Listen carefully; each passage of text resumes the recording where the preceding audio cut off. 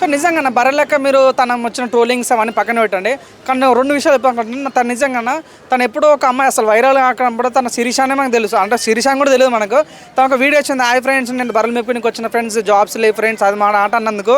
So అప్పుడు TRS ప్రభుత్వం తన మీద రివెంజ్ తీసుకోవడం కోసం కేసు వేశారు, సుమోటో కేసు వేస్తారు. డిప్రెషన్కి వెళ్ళి తను ఏం చేయాలో అర్థం కాకుండా, సో నేను నా పరిస్థితి ఇంతేనా, నేను ఏం చేయలేనా, సో నన్ను సుమోటో కేసు వేస్తాను. టీఆర్ఎస్ ప్రభుత్వం తను సుమోటో కేసు వేసినందుకు తను ఎమ్మెల్యేకి పోటీ చేసిందన్న. సో అప్పుడు తనకు అంత బజ్ వస్తుంది. సో మీరు ఏకంగా అరెస్ట్ చేస్తారు నాకు కొద్దిగా ఆలోచించండి. నిజంగా నిరుద్యోగులు యువత ఇప్పుడు ఏంటంటే కొద్దిగా ఇప్పుడు మొన్న చూసామన్నా ఒక 1500 మంది వరకు ప్రగతి భవన్కి వెళ్ళామన్నాం. సో ఓన్లీ హైదరాబాద్లో ఉన్న వాళ్ళే అటెండ్ అయ్యాము. సో మీరు ఇలానే కంటిన్యూ చేసి అన్నం వస్తే అంటే మేము చాలా స్వీట్గా వార్నింగ్ ఇస్తున్నాము. సో మీరు ఇలా కంటిన్యూ చేస్తే మాత్రం 100% ఊరు నుంచి తండోపతండాలకు వస్తాము. సో మీ పైన మాకు అభిమానం ఉన్నప్పటికీ కూడా సో ఈ విషయం మేము తగ్గేదే లేదు. నిరుద్యోగులతో పెట్టుకోండి.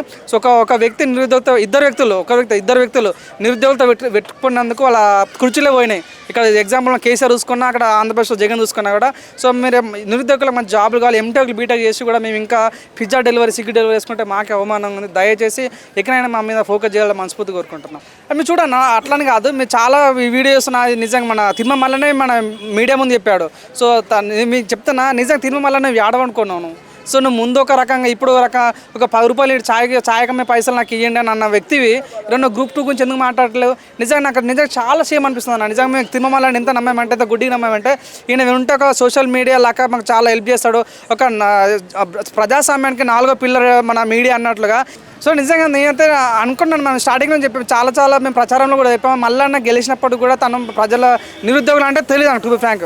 నిరుద్యోగులు అంటే ఏంది, ఎట్లా గ్రూప్ 2 ఏంటంటే గ్రూప్ 3 ఏమంటే తనకి ఏం తెలియదు. సో తనని గెలిపించాం తరే అట్లీస్ట్ ఏమైనా హెల్ప్ చేస్తాను అనుకున్నాను. కానీ నిజంగా మళ్ళీ నువ్వు అసలు నువ్వు వేయడం అనుకున్నావు, నువ్వేం కేవలం మాటలన్నా, నీతో చేతుల్లో చేత కావా నీతోనే. సో నిజంగా అడుగుతున్నా, వాళ్ళు నువ్వు ఎప్పుడు చూసినా మీడియా పొద్దున్న లేచి నుంచి గుడ్ మార్నింగ్ మళ్ళా, గుడ్ నైట్ మళ్ళా, ఇవేనాయిగా మా గురించి ఆలోచించా. ఒక అమ్మాయి అన్న, నిజంగా ఒక అమ్మాయి మాకు బాధ కళ్ళకి నీరుగా కారిపోయిందన్న.